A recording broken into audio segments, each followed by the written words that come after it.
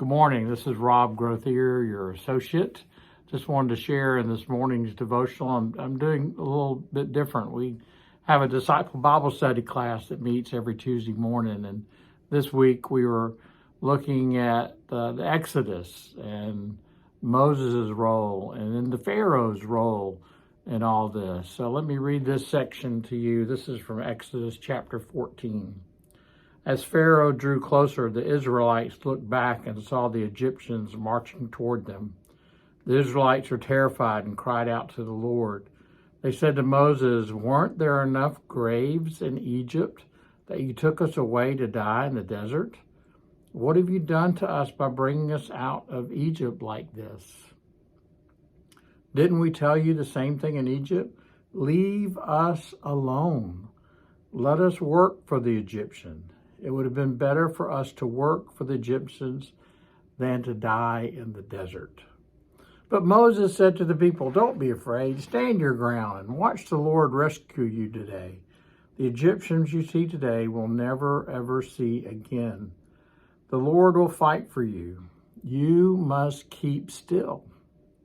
And then verse 15. Then the Lord said to Moses, "Why do you cry out to me? Tell the Israelites to get moving. As for you, lift up your shepherd's rod, stretch out your hand over the sea, and split it in two, so the Israelites can go into the sea on dry ground." So for us, seeing Moses, who had the ear of God and able to communicate with God, he thought he had a good answer when they were complaining, and he was saying, "The Lord God will fight for you. Just stand still." But in the next breath, we see God looking at Moses and going, "What are you doing? Why are you standing still? You need to get moving." They had to move towards the sea before the sea could be parted. Sometimes we see this role. This is the key event in the Hebrew people's life, the Exodus, where God heard their cry and acted and brought Moses into the picture to free them from slavery. But as you heard from the people, sometimes they preferred slavery over the unknown. They were willing to go back to Egypt and work for the Egyptians rather than face the wilderness and face freedom. Sometimes our heart is not where it needs to be. The heart, as it says in Exodus, Pharaoh's heart was hardened.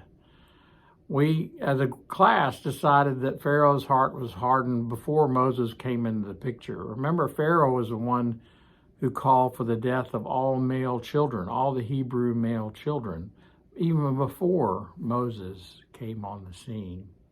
So Pharaoh's heart was one that was pretty cold and wanted nothing to do with this God that Moses was coming and sharing about. May we too find freedom. May our hearts be soft as we listen to God and as we act with God in this world that needs God so, so badly. I pray you have a great day. Thanks. Bye-bye.